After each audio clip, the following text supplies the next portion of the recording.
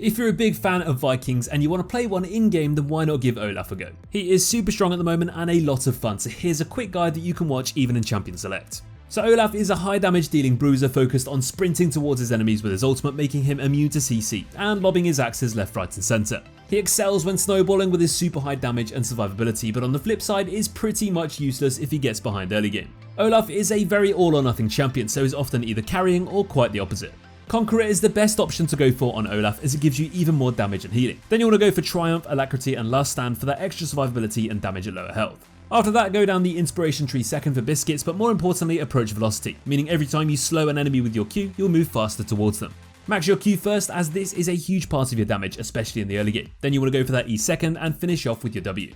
So Stride Breaker is probably the most common mythic to go for on Olaf at the moment. It helps you really stick to your targets with that AoE slow. Plus the stats it provides don't go amiss either. However, if you do prefer the burst and movement speed though, you can also go for a Triforce. After your mythic item, you can go for items like Death's Dance, Steraks Gauge, more of Malmortius and a Thornmail. If you want more tankiness and resistances, you can go for items like Randuin's Omen, Spirit Visage and Force of Nature. But if you do want even more damage, you can go for items like Blade of the Ruin King, Black Cleaver and a Guardian Angel.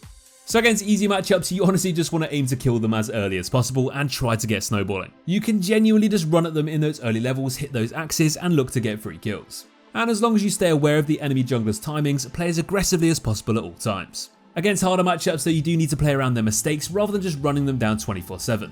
If they do waste their major cooldowns or they miss a key ability, use this window to try and punish them. Make sure you're using that W for its shield to reduce some damage in trades and consider roaming, especially around that second dragon with your ultimate and summoner spells ready.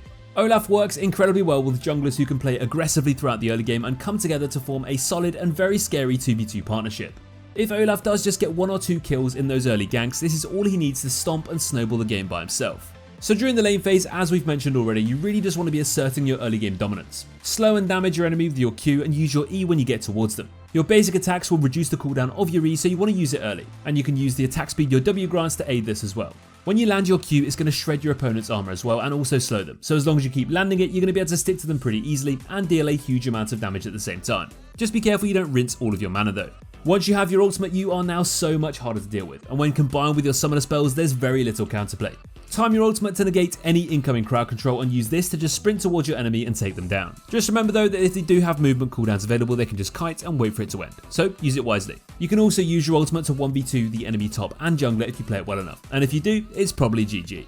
In teamfights, it's your job to dive through front lines and get to those back lines with your ultimate, making you so much harder to peel against. You want to try and time those dives around your teammates' engages, as if enemies are dealing with multiple threats alongside you, you can just take down those carries so much easier.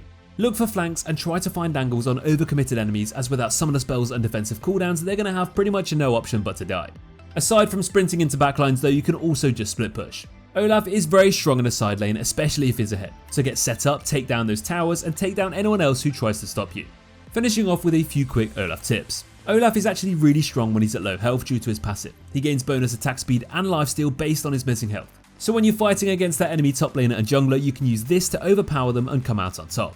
Olaf's W is an auto attack reset too, so you want to pop this after a basic attack to gain more damage. Remember, every little helps, especially in those early trades. Don't forget that you can extend the duration of your ultimate indefinitely with basic attacks and your reckless swing on enemy champions. So once you've pressed it, keep attacking and it will last for as long as you're fighting for.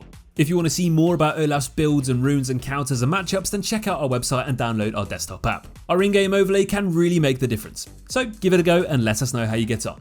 Thanks for watching and we'll see you in the next one. Take care.